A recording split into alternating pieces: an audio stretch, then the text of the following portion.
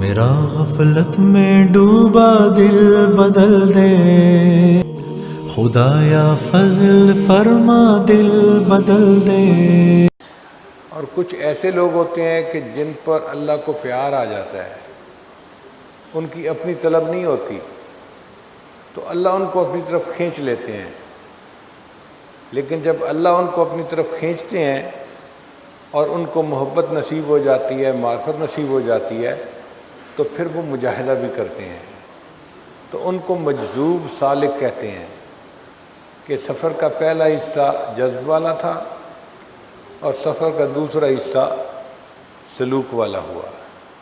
اب یہ مختلف بندوں پہ منحصر ہے کون سالک مجذوب ہے اور کون مجذوب سالک ہے۔ صحابہ کرام میں بھی یہ مثالیں ملتی ہیں، چنانچہ سیدنا عمر ابن الخطاب رضی اللہ تعالیٰ عنہ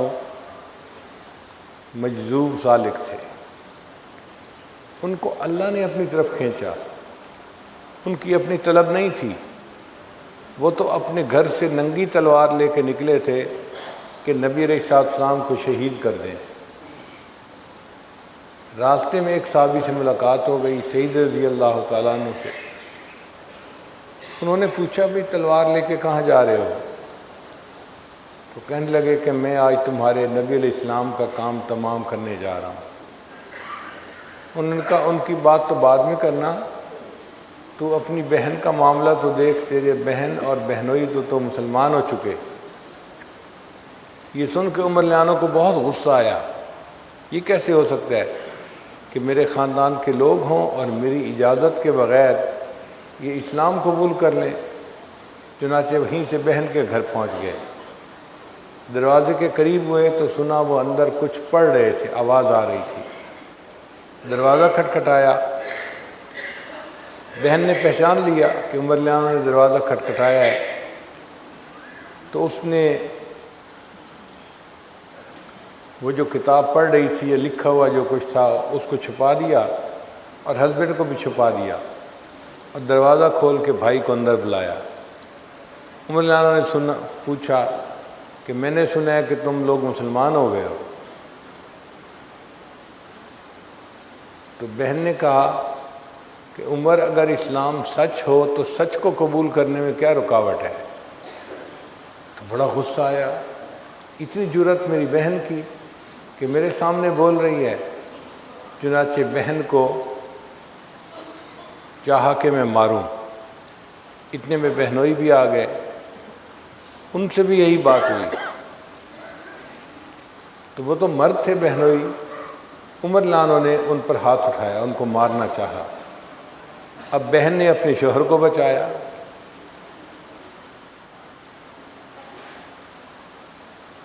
تو عمر لیانوں بڑے غصے میں تھے، تاہم بہن کے اوپر اثر نہیں ہوا۔ جیسے یہ سمجھتے تھے نا کہ بہن مرعوب ہو جائے گی اور خاموش ہو جائے گی، وہ خاموش نہیں ہوئی، وہ اپنی بات پہ جمی رہی، ڈٹی رہی۔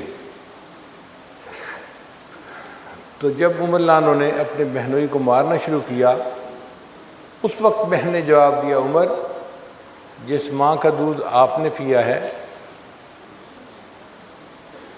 اسی ماں کا دودھ میں نے بھی پیا،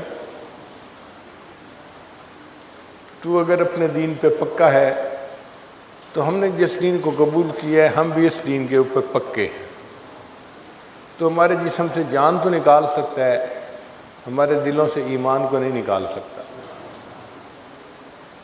بہن کی بات نشتر بن کر ان کے دل کے اوپر پڑی، ٹھنڈے ہو گئے۔ پوچھا اچھا یہ بتاؤ تم پڑھ کیا رہے تھے؟ ان کا تھا عمر ہم آپ کو سنائیں تو صحیح، لیکن آپ تو بہت ہی دشمن ہیں اسلام کے، نہیں میں سننا چاہتا ہوں۔ چنانچہ جو صحابی ان کو قرآن مجید پڑھا رہے تھے وہ بھی چھپے ہوئے تھے، وہ باہر آ گئے اور انہوں نے آ کے حضرت عمر لیانوں کے سامنے قرآن مجید کی تلاوت شروع کر دی۔ طٰہٰ ما انزلنا علیک القرآن لتشقیٰ الا تذکرۃ لمن یخشیٰ۔ پڑھتے گئے اور عمر لانو کے دل پہ اوپر اس کا اثر ہوتا گیا، حتیٰ کہ انہوں نے جب یہ آیت پڑھی اننی انا اللہ لا الہ الا انا فاعبدنی واقم الصلاۃ لذکری، تو عمر لانو یہاں تک پہنچے تو دل کی حالت بالکل بدل چکی تھی۔ کہنے لگے اچھا تم مجھے اپنے پیغمبر اسلام کے پاس لے جاؤ، میں ان سے جا کے بھی یہی بات پوچھنا چاہتا ہوں۔ ان کا عمر مبارک ہو، میں نے نبی علیہ الصلوۃ والسلام کو دیکھا دعا فرما رہے تھے، اللہ عمر الخطاب کو ہدایت عطا فرما۔ مجھے لگتا ہے کہ میرے محبوب کی دعا قبول ہو گئی اور تمہارے دل میں اب ان سے ملاقات کی شوق پیدا ہوا ہے۔ چنانچہ عمر لانو ان کے ساتھ دار ارقم آئے، وہاں پر نبی علیہ الصلوۃ والسلام کنڈی لگا کر صحابہ کو تعلیم دے رہے تھے۔ حضرت حمزہ لانو بھی وہاں موجود تھے۔ دروازہ کھٹکھٹایا گیا تو صحابہ نے دروازے کی جو تھوڑی سی یعنی جگہ تھی کھلی، اس میں سے دیکھا کہ عمر لانو کھڑے ہیں اور ہاتھ میں ننگی تلوار ہے، تو وہ تو گھبرا گئے، کیونکہ عمر لانو بہت طاقت والے تھے اور ان کا اس طرح ننگی تلوار لے کے کھڑا ہونا خطرے کی علامت تھی۔ انہوں نے آ کے نبی علیہ السلام کو بتایا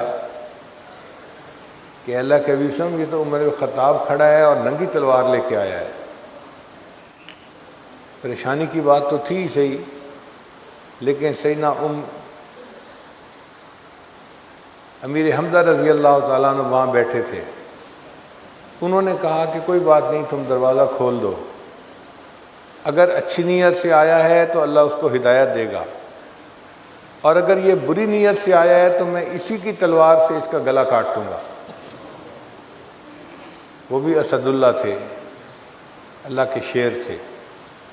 چنانچہ دروازہ کھولا گیا تو عمر لانو کی تو حالت ہی بدلی ہوئی تھی۔ نبی علیہ السلام کی خدمت میں آ کر بیٹھے، محبوب صلی اللہ علیہ وسلم نے ان کے سامنے قرآن کی چند آیتیں پڑھیں تو عمر لانو نے کہا کہ اچھا مجھے بھی کلمہ پڑھا کے مسلمان بنا دیجیے۔ اب دیکھیں، چلے تھے نبی علیہ السلام کو شہید کرنے کی نیت سے، اور آج قدموں میں غلام بن کر آ بیٹھے، اسلام قبول کر لیا۔ تھوڑی دیر کے بعد نماز کا وقت ہو گیا تو صحابہ کرام کفار سے چھپ کے نمازیں پڑھتے تھے کہ یہ تکلیف نہ پہنچائیں۔ تو عمر رضی اللہ تعالیٰ عنہ کہنے لگے اے اللہ کے حبیب صلی اللہ علیہ وسلم، اب تک تو آپ نے چھپ کے نمازیں پڑھی، اب تو عمر بھی مسلمان ہو گیا، اب ہم جا کے حرم میں نمازیں پڑھتے ہیں۔ چنانچہ عمر لانو بھی ساتھ چلے، نبی علیہ الصلوۃ والسلام کے ساتھ باقی صحابہ بھی تھے، اور حرم شریف گئے، اور اب مسلمانوں نے کافروں کے سامنے علل اعلان نماز پڑھنی شروع کر دی۔ تو ذرا غور کیجئے کہ یہ اللہ تعالیٰ کی طرف سے عنایت کی نظر تھی کہ وہ بندہ جو ہدایت کا طلبگار ہی نہیں تھا، اللہ نے اس کو ہدایت کے نعمت سے نواز دیا۔ تو یہ جذب کہلاتا ہے۔